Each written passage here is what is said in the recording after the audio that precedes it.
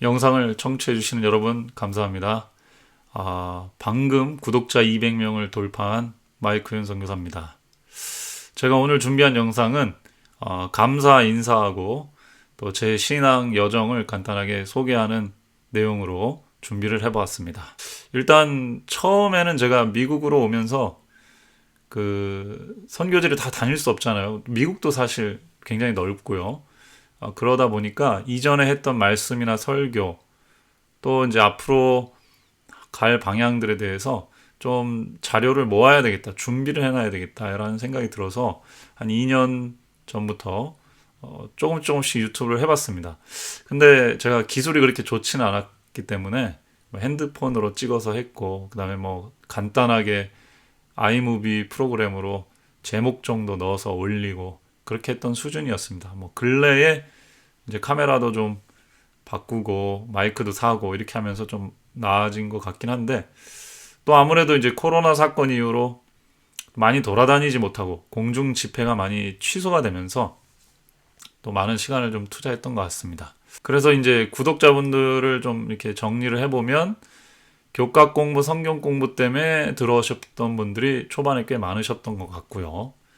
그 다음에 아마 제가 이렇게 여러 사역지를 돌았기 때문에 저를 아는 분들 중에 제 말씀이나 성경 공부 컨텐츠를 보고 싶으셔서 관심 있게 이제 구독해서 보시는 분들도 계셨던 것 같고, 또 이제 근래에 올린 영상들 때문에 성경 인물 탐구나 뭐 그 휴거몽에 대한 이야기들 때문에 또 들어오신 분들도 계신 것 같습니다. 어쨌든 모두 환영하고 감사드립니다. 뭐 200명이라는 숫자가 어떤 사람이 볼 때는 아무것도 아닐 수도 있겠는데, 저한테는 또 상당히 새로운 의미를 주는 그런 도전적인 그런 숫자인 것 같기도 합니다. 어쨌든 이렇게 시도해보고 또 실패해보고 그러면서 또 성장하는 게 아닌가, 또 그런 생각도 듭니다. 이제부터는 보다 생명과 사명이라는 그 저희 채널의 타이틀에 맞게 사람의 생명을 살리고 또 그리스도를 만난 사람의 사명에 대해서 좀 더 이렇게 집중적으로 다루는 시간들을 많이 준비해 보려고 합니다. 특히 이제 일상의 그리스도인들의 삶의 부분, 영성의 부분, 이런 부분들을 어떻게 좀 잘 설명해 낼 수 있을까, 이런 부분들이 고민이고, 특별히 이제 저도 이제 40이 넘어가는데 20, 30대, 더 젊게는 10대 청년들에게 어떻게 하면은 이 기독교 컨텐츠를 잘 전할 수 있을까, 이런 부분들을 기도하면서 고민하고 있습니다. 여러분들께서 끝까지 관심을 가져주시고 지지해 주시면 참 감사드리겠습니다. 제가 걸어온 신앙 여정에 대해서 간단하게 좀 설명을 드리죠. 저는 모태교인은 아니지만 아주 뜨거운 그 신앙하시는 어머니 밑에서 자랐습니다. 제가 7살 정도 됐던 때에 종교적으로 굉장히 갈급함이 컸고 영적으로 굉장히 목마름이 컸던 저희 어머니께서 이 교회 저 교회 또 이쪽 저쪽 막 다녀보시면서 한 교회를 선택하셔서 그 교회를 나오게 됐고, 저도 이제 어머니 손잡고 초등학교 들어가기 직전에 교회에 재미를 붙이기 시작했던 것 같습니다. 그러나 제가 개인적으로 어떤 영적으로 큰 경험이 있거나 깨달음이 있었던 건 아니고요. 그냥 뭐 성경학교라든지 뭐 이런 것들은 충실하게 다녔던 것 같습니다. 그리고 교회 학교를 다녔고, 그 다음에 제가 이제 영적으로 좀 깊어진 계기가, 오히려 이제 고등학교 때를 제가 그 유학을 나왔거든요. 제가 고향이 대전이었지만 떠나와서 고등학교를 다녔는데, 그 과정에서 제가 좀 하나님께 많이 의지하고 붙들었던 그런 경험이 있었던 것 같습니다. 나중에 돌아보니까 저희 어머니가 뒤에서 기도를 굉장히 많이 해주셨다고 하더라고요. 제가 고3 때 예수님께 제 인생을 바치는 그런 경험이 있었는데, 사실은 중3 때 제가 영적 세계가 있다라고 하는 어떤 영적 부딪힘을 경험했고, 그게 이제 깊어지는 과정이었어요.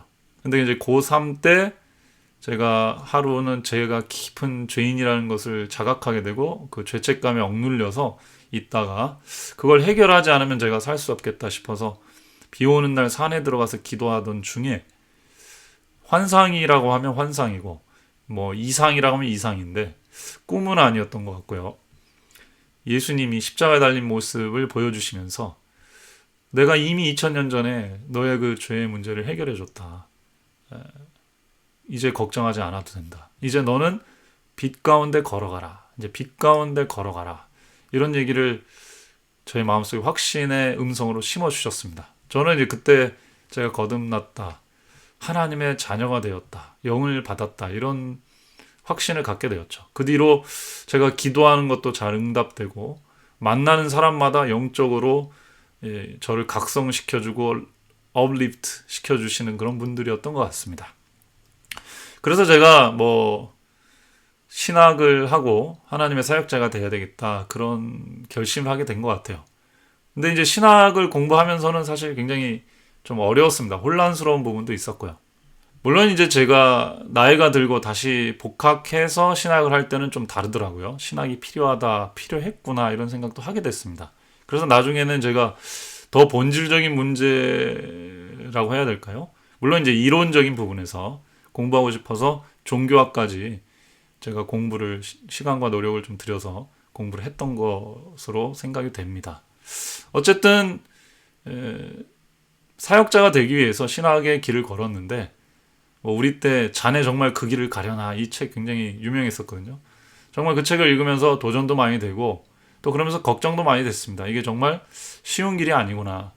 그리고 이제 97년에 IMF가 오면서 가정들이 다 어려워지면서 그 전까지만 해도 사역자 되는 게 참 자랑스러운 일이고 또 모두가 이렇게 교회 내에서는 좋아해 보이는 일이었는데 어느 순간 이 사역하는 게 굉장히 가시밭길, 경제적으로도 그렇고 사회적으로도 이제 좀 어려워지는 그런 시기였어요. 근데 이제 그런 부분들에 대해서 공공연하게 교회에서는 얘기를 많이 못했죠.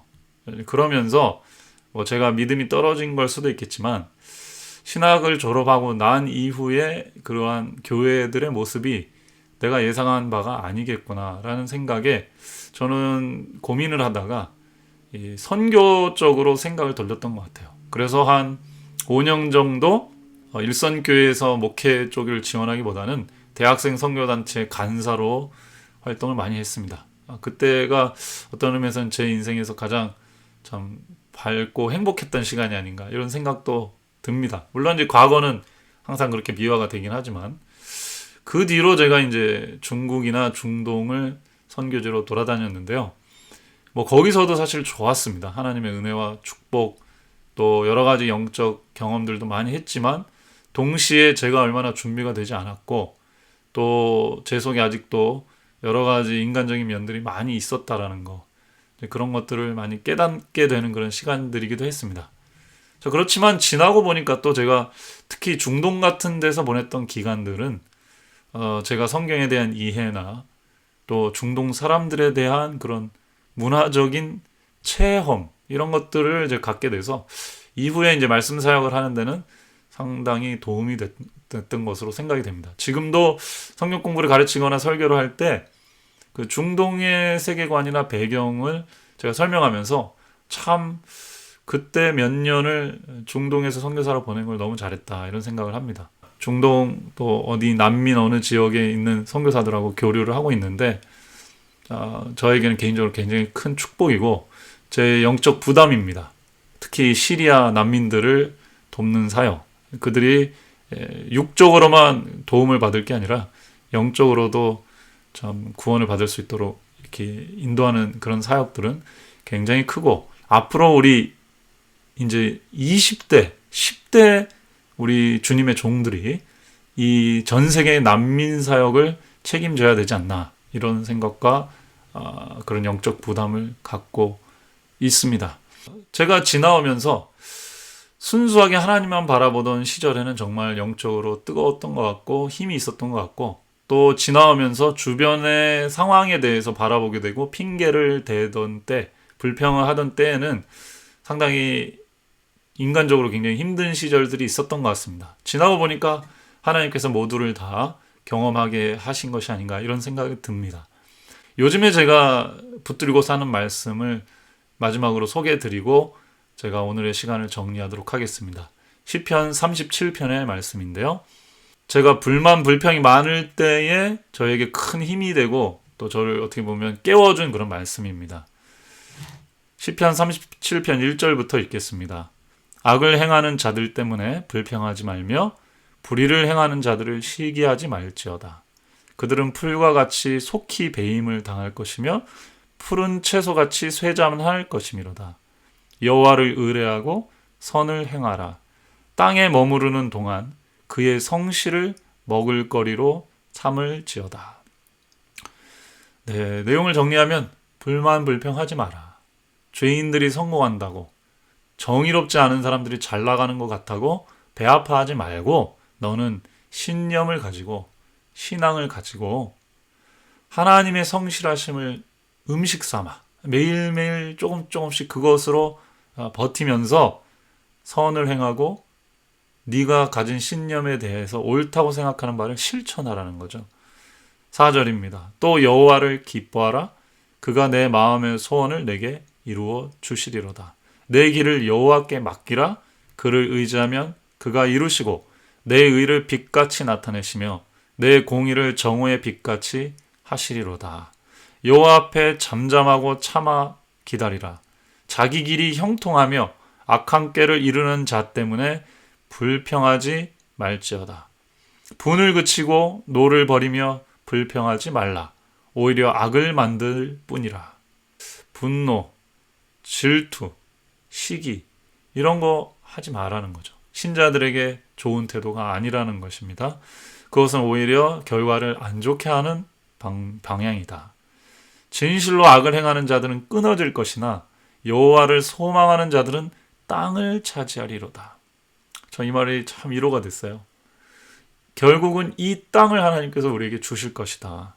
우리가 발을 딛고 사는 이 현실 세계를 여호와를 소망하고 불평, 불만, 분노하지 않고 꾸준히 매일매일 현실에 발을 딛고 주님께서 주신 일을 소망을 가지고 온유한 마음으로 이뤄내는 사람들이 이 땅을 차지할 것이라는 얘기죠.